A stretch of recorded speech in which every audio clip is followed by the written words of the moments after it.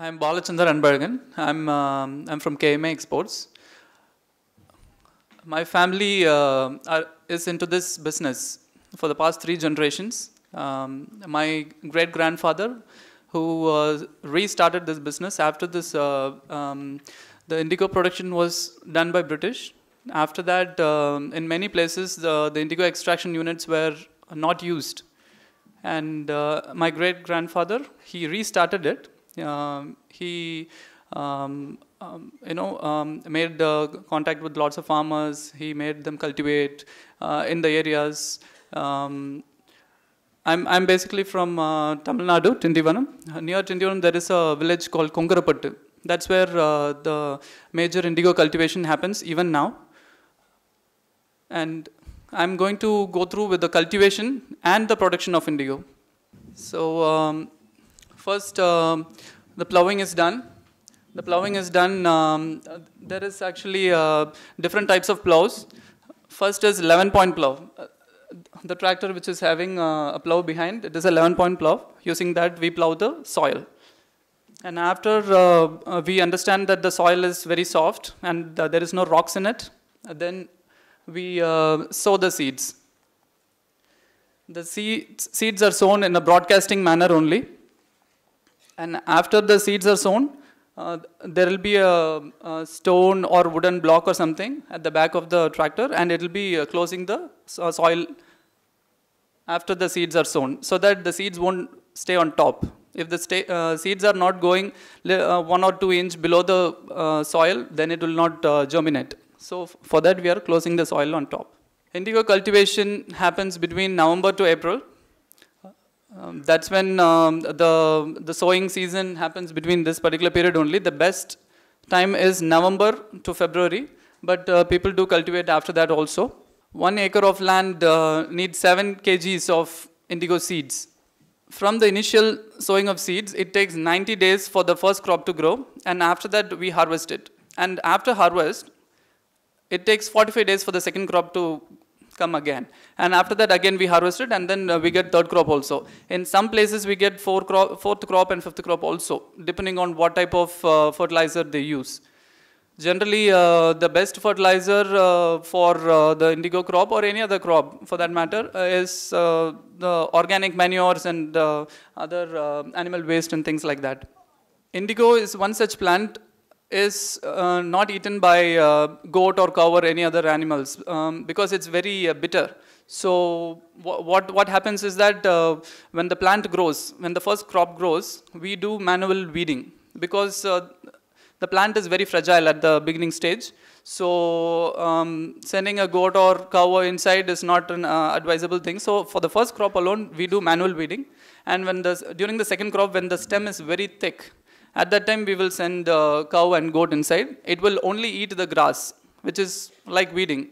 And when it is eating, it will, the cow dung and the goat dung, while eating and going, it will act as a fertilizer also. So it is like a cheaper, cost-effective way of weeding and fertilizing the field for the second crop and the third crop. Indigo was once a wild crop.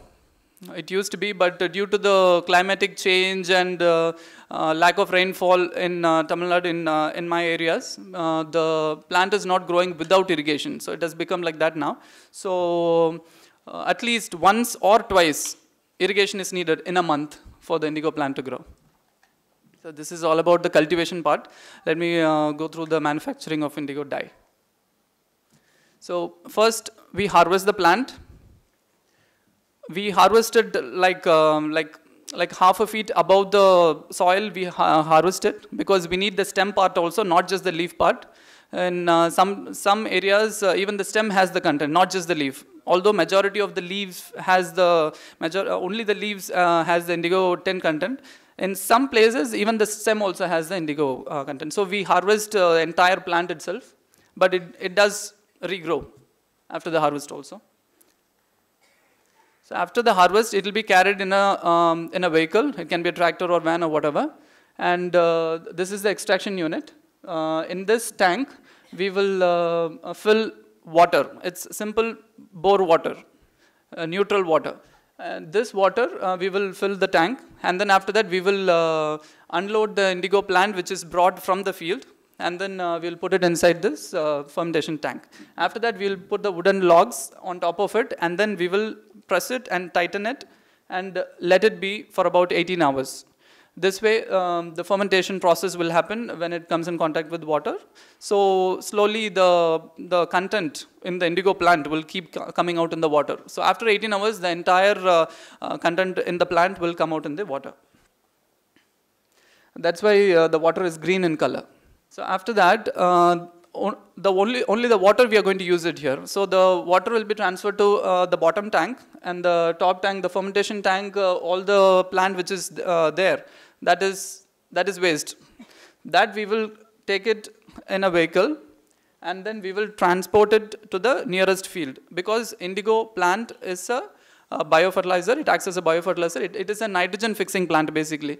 Earlier when indigo's uses were not known in many parts of the country, it was used as a green manuring plant, because it absorbs nitrogen and give it to the soil. So they grow the plant, and then they will plow it in the soil itself. Earlier when they don't know the use of it, so it was used in many ways.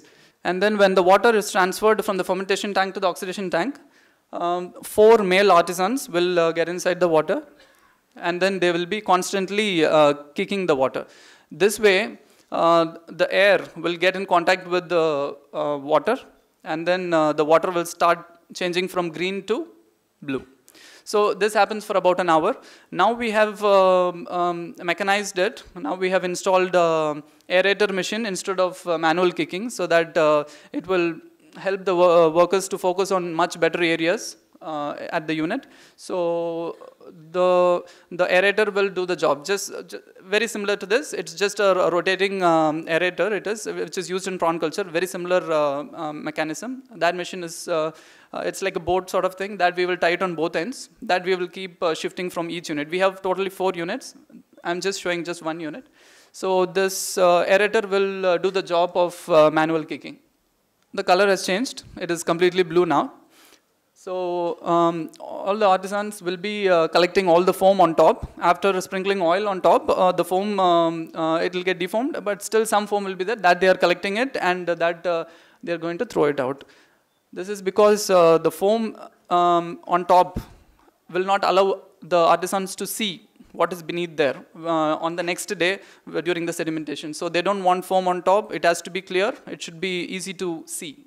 After oxidation, we will let the water stay still for about 18 hours, so that all the indigo particles which is in the water will completely sediment to the bottom. So this is the sediment. There are actually 2 holes, the circular one and the square shaped one. 2 holes are there on the wall.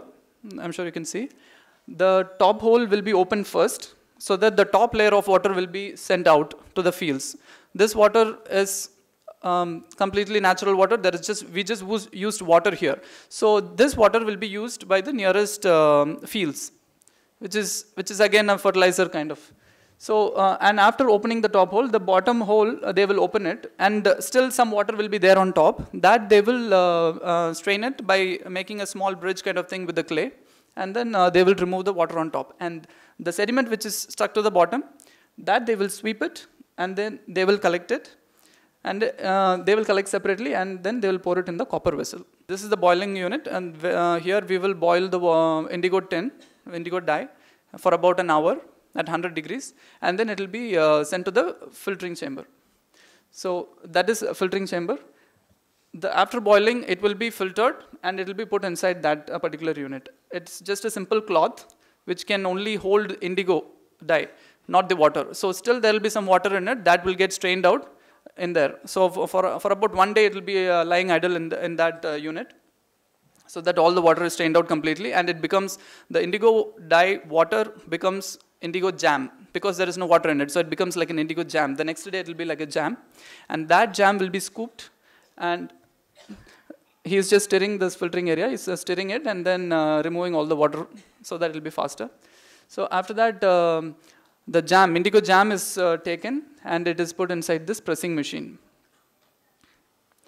In this, lot of air bubbles will be there, so he has to rotate it with hand manually, and then he will close the machine. And then, can you see there are 2 screws, right and left. They will keep rotating at the same time, so that little bit water which is there inside the indigo jam also will come out, because there will be a lot of holes in there, and it will be covered with the cloth only inside. So water will keep coming out. After about like 20 minutes, every 5 minutes they'll keep tightening it, because at one shot if you tighten it, the cloth will burst open, so they have to tighten it at every 5 minutes. And then after 20 minutes, they will open it, and then it will be cut into cakes, 8 by 8, 64 pieces. And these cakes are then kept in a wooden plank. We have to sprinkle this, we use firewood, so the ash which comes out of that, we will sprinkle on top of the wooden plank, so that it doesn't get stuck to the wooden plank, and then we will keep the indigo cut cakes, and it will be taken inside a room nearby. We have to dry it, shade dry for 3 days, and then we have to sun dry it for 3 days, because directly if we sun dry it, the indigo cakes will crack and it will break up. So we have to shade dry it for the first 3 days, and then we will sun dry it. And there are 2 myths. People think that if you grow indigo plant in your field, then the field becomes infertile. That is 100% not true. Just some time back I told you that indigo plant is a green manuring plant. It absorbs nitrogen and it gives to the soil. That's what I told you some time back. So if it is good for the soil, then how can it be bad for the soil if you grow it? So that is a myth. Lots of people who comes to my unit and ask me this one question. That is, how is the artisan's health when they're working in this unit? They're absolutely fine. I'm the 4th generation, and I can see 3rd generation of people working in my unit, and they're completely fine. So that's all about it. Thank you.